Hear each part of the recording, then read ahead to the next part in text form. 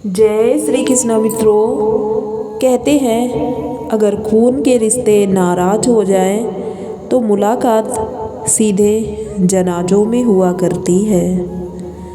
जब धन कमाते हैं तो घर में चीज़ें आती हैं, लेकिन जब किसी की दुआएं कमाते हैं तो धन के साथ खुशी, सेहत और प्यार भी आता है। दुनिया का सबसे फ़ायदेमंद सौदा बड़े बुजुर्गों के पास बैठना है, क्योंकि चंद लम्हों के बदले वे आपको बरसों का तजुर्बा दे सकते हैं। वनवास केवल जंगल में जाकर रहना ही नहीं है, बल्कि रिश्तों में कड़वाहट आने पर एक ही घर में अजनबियों की तरह रहना भी एक वनवास ही है। प्रशंसा चाहे कितनी कर लो, अपमान सोच समझ कर करना, क्योंकि अपमान वो उधार है जो अवसर मिलने पर ब्याज सहित लौटता है। कांटों का घाव तो एक दिन भर जाएगा, लेकिन बातों का घाव जीवन भर याद रहेगा। बोलने से पहले सोचना चाहिए, क्योंकि बोले गए शब्द केवल माफ़ किए जा सकते हैं, भुलाए नहीं जा सकते हैं। अगर आप सच और स्पष्ट बोलते हैं तो निश्चित ही आपके दोस्त और रिश्तेदारों से आपकी कम बनती होगी। कभी कभी लोग सच नहीं सुनना चाहते, क्योंकि वो नहीं चाहते कि उनका भ्रम नष्ट हो।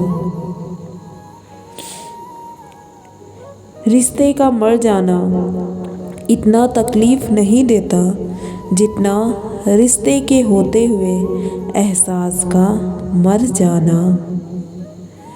भले हम किसी के दुख दर्द दूर नहीं कर सकते, मगर उसके दर्द के साथ खड़े होकर उसे एहसास तो दिला सकते हैं, डोंट वरी, मैं हूँ ना यार।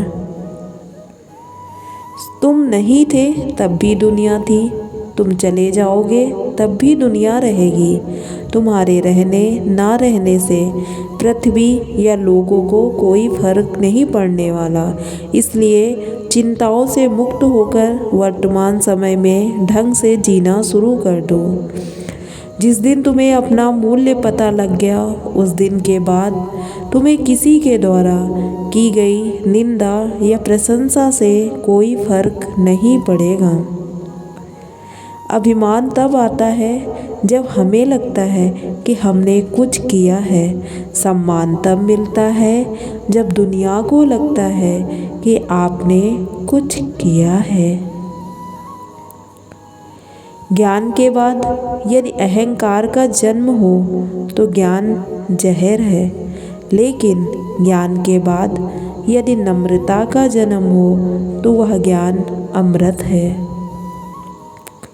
बिना कुंडली मिलाए आजीवन चलने वाला एक अद्भुत संबंध केवल मित्रता ही है।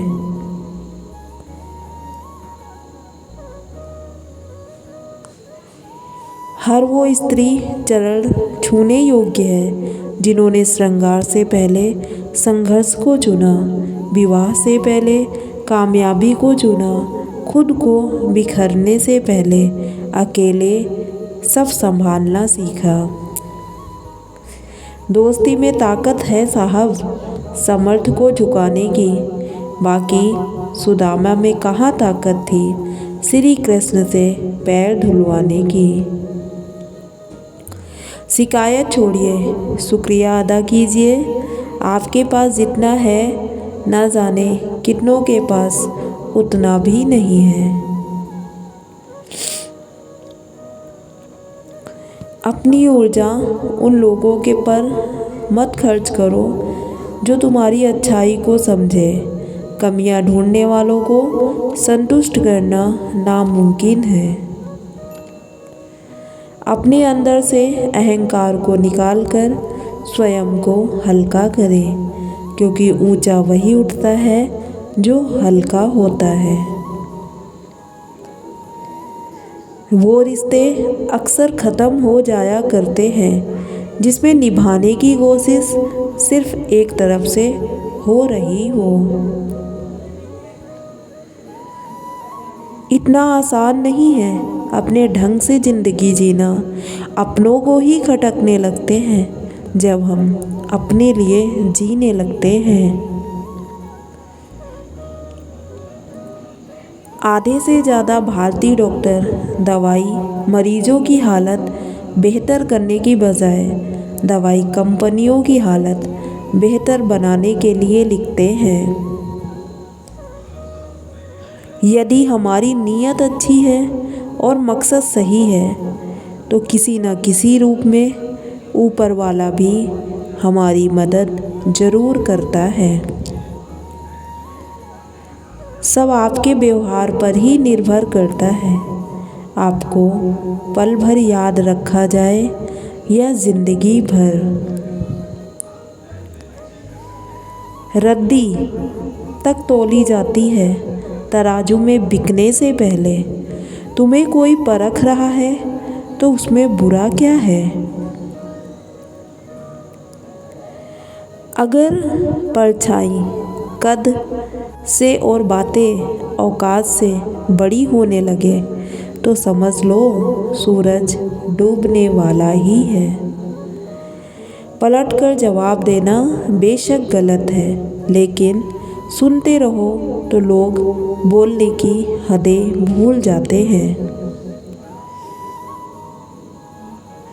तुम किसी भी इंसान की हद से ज़्यादा इज्जत करो, उसकी हर बात सुनो, कुछ समय बाद वही इंसान तुम्हें बेवकूफ़ समझना शुरू कर देगा। स्वभाव वो स्नान है जिससे रिश्ते महकते हैं। सम्मान वो दान है जिससे रिश्ते प्रगाढ़ होते हैं। कर्म वो पूंजा है जिससे भाग्य बदलते हैं। और धीरज वो मंदिर है जिसमें भगवान प्रार्थना सुनते हैं। दरवाज़ा छोटा ही रहने दो अपने मकान का। जो झुक के आ गया समझो वही अपना है। कर्म का थप्पड़ बहुत भारी होता है, इसलिए कभी किसी के साथ छल कपट ना करें और किसी की आत्मा को दुखी ना करें।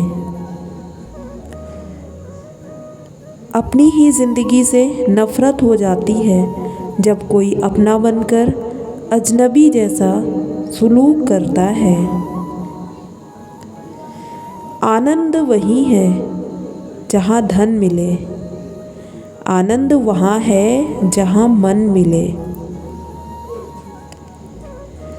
इस दुनिया में कोई भी इंसान सर्वगुण संपन्न नहीं होता है, इसलिए कुछ कमियों को नज़रअंदाज करके रिश्ते बनाए रखें।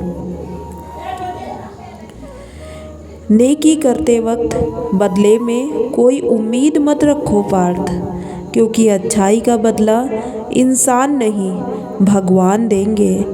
तो दोस्तों कैसी लगी ये वीडियो एक कमेंट्स करके ज़रूर बताइए। धन्यवाद।